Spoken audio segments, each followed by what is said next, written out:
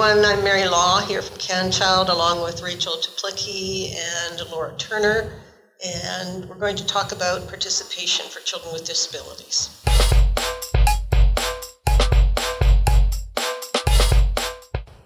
At CanChild, we've been doing a number of studies about children's participation, how they take part in everyday activities at home, at school, and in the community. Participation is really important because it's how children learn and develop, how they make friends, and grow up so they can be really active citizens. So in this study, we involved youth who have a diagnosis of cerebral palsy, and we decided to focus on leisure activities within their community. If the youth was interested in being part of our study, the parent contacted us. I spoke with them, and I then connected them with our occupational therapist, Laura Turner, and she then contacted them to set up a time for an assessment and to begin the intervention process. The focus was having them to identify goals that they wanted to do. The sky was the limit. They could identify anything that they had wanted to try to take part in, but hadn't been able to in the past. One of the key focuses of this study is that we wanted to focus primarily on changing the environment to help them be able to take part in the activities. We wanted to really look at the environment because we know from past research that the environment can be a very big determinant of a child or youth's ability to take part in activities. So by focusing on the environment, and only that, we wanted to see if we were able to make a change in the things that they were able to do. So I think we want to highlight a few ideas that came out of this intervention study. First of all, I think as a team we were thrilled with the range of goals that were identified in terms of that leisure focus. There were some typically expected goals, such as playing baseball and basketball, but then there were some other more thrill and adventure seeker goals that we sort of coined in terms of riding an all-terrain vehicle, participating in rides at an amusement park, and fishing on a boat. So those were some of the goals that the participants chose.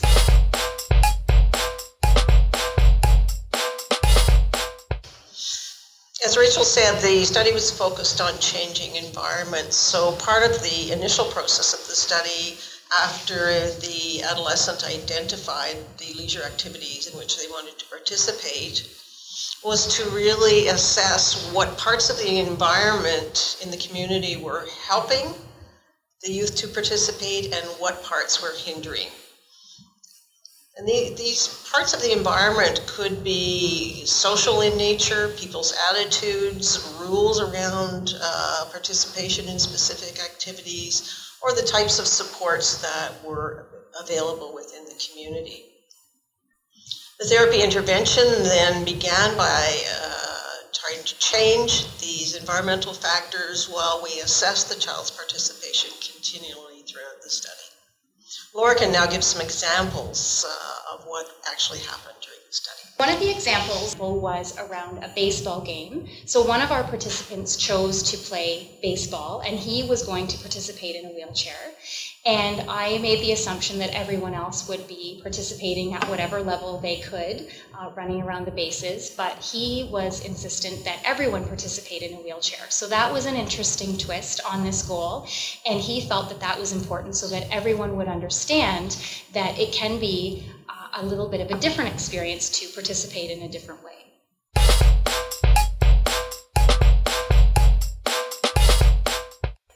In the study, each of the 6 youth who participated selected 3 participation activities which they wanted to focus on during the intervention.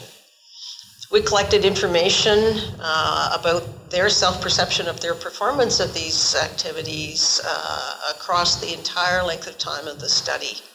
The results indicated that the youth's perception of their performance increased as soon as intervention started and continued to increase to a very high level after intervention had been completed.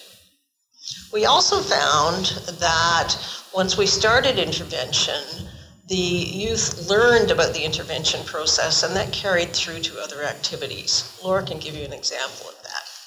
So one of the examples was a participant who had a goal of playing basketball. So not only was he able to play basketball throughout the course of the intervention, but what we saw was something that we'd like to refer to as a ripple effect. So out of that opportunity to play basketball, he then became engaged in other basketball-related activities. So presently, he's coaching a team of his peers who are playing basketball.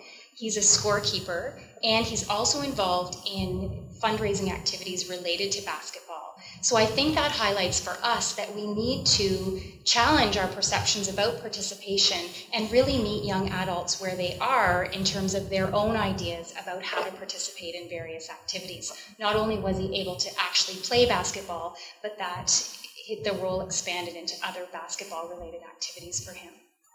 And these were things that before the study he felt were very challenging and something that he may not be able to achieve. But working through that first goal gave him self-confidence, gave him the skills to problem solve, and helped him be able to achieve the things that he really wanted to do.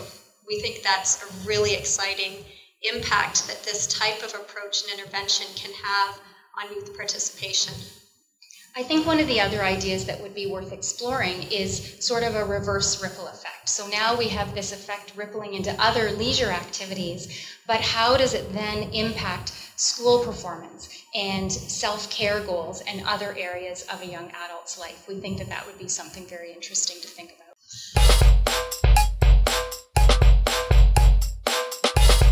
So one of the things that I found particularly interesting participating as the occupational therapist in this study was the idea that I needed to get out of my comfort zone.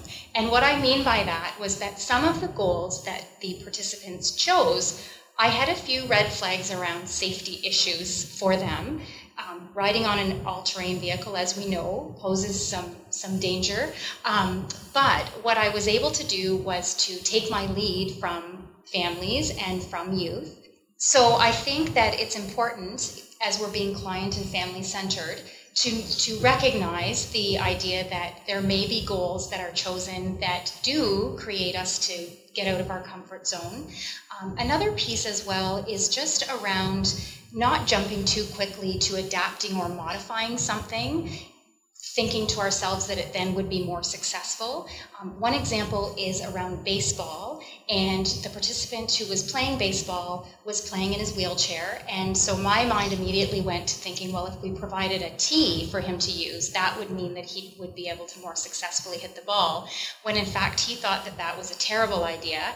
And what we did instead was we rolled along with him feeling a little less successful, but participating in a way that he was in control of and he chose for himself. And out of that was his idea that he could then adapt the plan as needed if he was looking for a different experience in terms of baseball.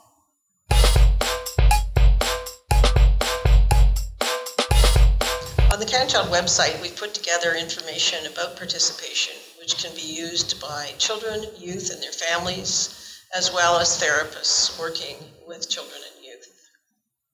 Go to the website, try out our tip sheets, and let us know if these resources are useful to you.